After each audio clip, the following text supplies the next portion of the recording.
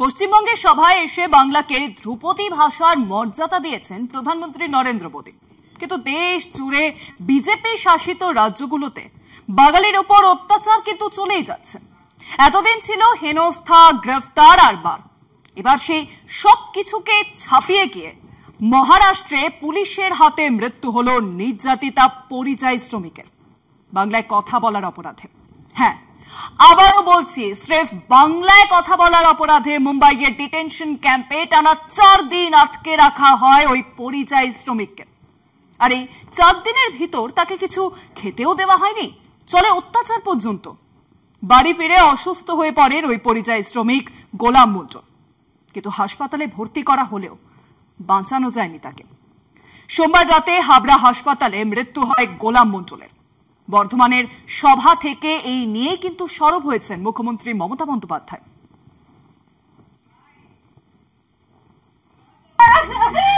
উত্তর 24 পরগনার হাবড়া থানার আনারবাড়িয়া গ্রামের বাসিন্দা গোলাম মন্ডল পরিযায়ী শ্রমিক হিসেবে থাকতেন মুম্বাইয়ে।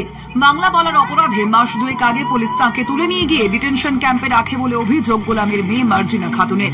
সেখানে অভিযুক্তকে অনাহারে রাখা হয় এবং শারীরিক অত্যাচার চালানো হয় বলে অভিযোগ মার্জিনার। খাওয়া দাওয়ার অত্যাচার, খালি বললো যে 1 বোতল করে ঠান্ডা পানি আর একটা করে সিঙ্গাড়া নয়তো পাও 4 দিনের মধ্যে বাবাকে। মুম্বাই থেকে ফিরে অসুস্থ হয়ে পড়েন গোলাম, ভর্তি করা হয় হাবড়া হাসপাতালে।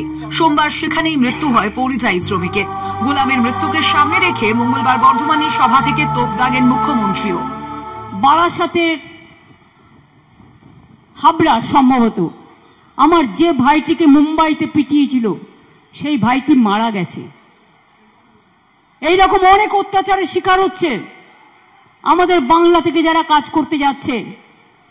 আমি মানুষের জানবার জন্য বলবো, আমাদের বাংলাতেও কিন্তু 1.5 কোটি মানুষ বাইরের আছে যারা কিন্তু এখানে পরিযায়ী শ্রমিকের কাজ করে। আমরা কিন্তু তাদের গায়ে হাত দিই না, আমরা তাদের ভালোবাসি, তাদের আমরা বরণ করে নিই। তাহলে বলুন, কেন উড়িষ্যায় গেলে বাংলা ভাষায় কথা বললে অত্যাচার করবেন? কেন মুম্বাইতে গেলে অত্যাচার করবেন? কয়েকদিন আগেও ভিন রাজ্যে পরিযায়ী শ্রমিকদের উপর অত্যাচার নিয়ে সরব হয়েছিলেন গোলাম। দেশ বাঁচাও গণমঞ্চের তরফে প্রেস ক্লাবের সাংবাদিক বৈঠকে শুনিয়েছিলেন পরিযায়ীদের উপরে পুলিশি অত্যাচারের কাহিনী। প্রাণ দিয়ে সেই অত্যাচারই চোখে আঙুল দিয়ে দেখিয়ে দিয়ে গেলেন গোলাম।